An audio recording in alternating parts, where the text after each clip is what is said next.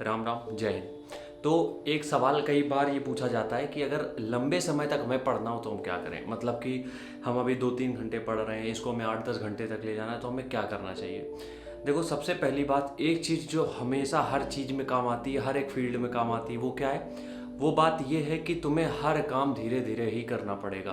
अगर तुम एक दिन में मैराथन करने की कोशिश करोगे, यकीन मानो नहीं होगा। इसलिए हम कभी भी वो जो जितनी भी ये सीरीज चलती है ना कि एक दिन में या फिर 4 घंटे में पूरा सिलेबस पढ़ा देते हैं, 4 घंटे में एक पूरा एक सब्जेक्ट का पूरा ओवरव्यू दे देते हैं। अगर तुमने कभी पढ़ाई नहीं करी है, समझो मेरी बात को, अगर तुमने सिलेबस कभी नहीं निपटाया है, कभी पढ़ाई नहीं करी है, तो इस तरीके के वीडियो तुम्हारे कभी काम में नहीं आने, कभी काम में नहीं आएंगे। इस तरीके के वीडियो हम लिख के दे सकते हैं, क्यों नहीं काम आते हैं। देखो, होता क्या है कि जब तुम धीरे धीरे चीज़ें करते हो, क्योंकि इसकी जो कैपेसिटी है वो धीरे धीरे ही चीज़ें अंदर लेने की है।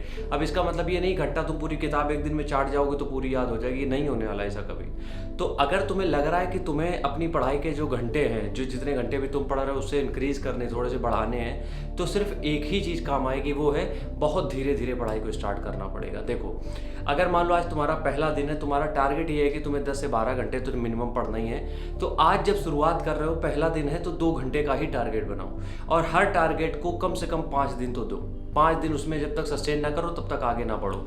हम जिम जाते हैं तो हम वहाँ से बहुत सारे एग्जाम्पल ला सकते हैं और तुम्हें बताते भी हैं कि जब भी हम जिम जाते हैं तो वहाँ पे क्या बताया जाता है कि एक सर्टेन अमाउंट ऑफ वेट जब आप लिफ्ट करने लगते हो तो उसको तुम सस्टेन करने की कोशिश करो पहले। मतलब कि अगर 100 किलो तुम बारबल में लिए हो तो उस बारबल को कम से कम 5 दिन के लिए कंटिन्यू करो। अब जब तुम 5 दिन तक लगातार उस वेट के साथ आराम से कर पा रहे हो, उसके बाद हमें 10 किलो वाली प्लेट ऐड करनी है। यही तुम्हें पढ़ाई में करना है।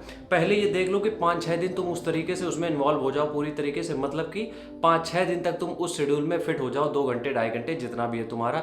उसके बाद तुम एक टाइम के आने के बाद तुम उसमें चीज़ें ऐड करो, मतलब अपना टाइम ऐड करो, सिलेबस ऐड करो, ये जो भी तुम्हें ऐड करना है एक सर्टेन टाइम के बाद ही ऐड कर सकते हो। इसका मतलब ये है कि तुम्हें हमेशा ये ध्यान में रखना पड़ेगा कि हर चीज़ की शुरुआत बहुत धीरे करनी पड़ेगी, और जब तक ये शुरुआत धीरे नहीं होगी, अगर मैराथन करने की कोशिश करोगे, फैल जाओगे, कोई मतलब नहीं है फिर। ठीक है, राम राम, जय हिंद।